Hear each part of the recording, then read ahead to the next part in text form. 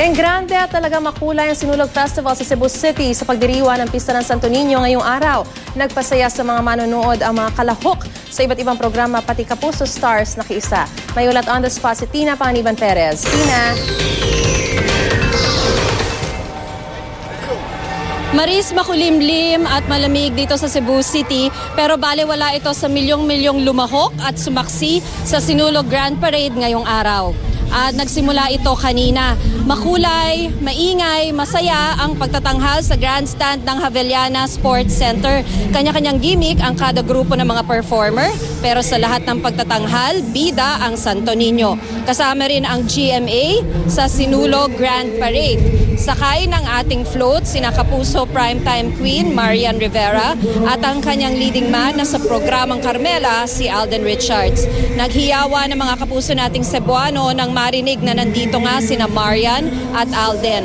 Nagtayuan ng mga nasa grandstand nang lumabas na ang float ng dalawang kapuso artist. At kasabay ng sigawan at kuhanan ng mga litrato ang magiliw na pagkaway ni na Marian at Alden. Sa mga rutang daraanan ng parada tulad ng nakikita nyo ngayon ay nagsisiksikan ng mga tao at nakapwesto na rin ang ilang performer sa mga kalsadang daraanan ng parada. Kasama rito ang Imus Road kung saan walang tigil ang pagsasayaw ng mga batang performer.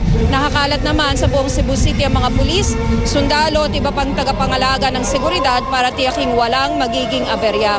Isa sa mga lumahok sa kasiyahang ito, si Vice President Jejomar Binay. Dito sa Sports Center din magtatapos ang parada at Maris, inaasahang aabutin pa ito mamayang gabi bago makabalik. Maris? Tina, matanong ko lang kasi syempre understandable na very festive pero dapat sagrado rin yung pista ng Senyor Santo Niño. Pero balita ko kahapon, ikaw mismo na-slash yung bag mo, nanakawan. So bukod dun sa sinabi mo na merong mga pulis, sundalo na nagbabantay, talaga bang mas maigting yung seguridad na pinatutupad ngayon considering na yan pista na nga, prosesyon tapos nanakawan pa? Alam mo, Maris, kahit nga sa loob ng simbahan ay may mga nagre-reklamo sa Basilica Minore del Santo Niño de Cebu mismo, nagkukumunyon lang o nagdarasal, ninakawan na sila at nai-report yan sa pulis.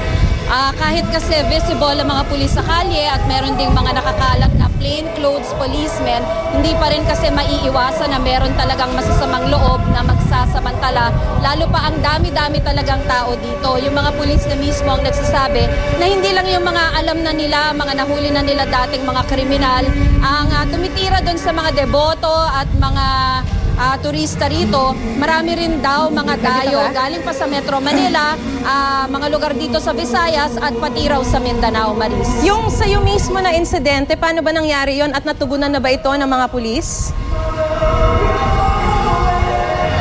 Palapit kasi kami noon sa mismong prosesyon nito ng Santo Niño kahapon. Katabing-katabi lang nung karo kami. May isang ale na nagsabi sa akin na na-slash na yung bag ko, na nahiwa na yung bandang likuran at hindi ko nga naramdaman ang feeling namin nung cameraman ko at nung assistant cameraman ko dun sa isang lugar na matao kung saan sumingit kami at merong mga tumutulak sa akin sa likod ko. Baka doon nagsamantala itong mga masasamang tao to. Mabilis naman yung responde ng Police Maris dahil kasama doon sa prosesyon yung station commander, si Chief Inspector Wildemar Chu. Siya yung nakakasakop doon sa Basilica ng Santo Niño. Mabilis siya nag-utos sa kanyang mga tauhan, hinalughog nila yung mga lugar dito. Mabilis naman yung responde nila. Yun nga lang talagang sa dami ng tao at sa dami ng mga dayong kriminal daw, talagang medyo mahihirapan din naman. Baka sakali, Maris, nanonood yung mga magnanakaw dito, yung mga hindi naman nila mapapakinabangan katulad ng mga lisensya, ID, mga card, kung pwede ibalik na lang nila sa may-ari kasi yung pera, ipagpasa Diyos na natin yon. Tama ka, nakakalungkot pero ipagpasa Diyos natin. At syempre, ingat-ingat sa lahat ng mga dumadalo dyan. Maraming salamat, Tina Panganiban Perez. At nonetheless, Happy Fiesta and Pit Senyor Santo Niño.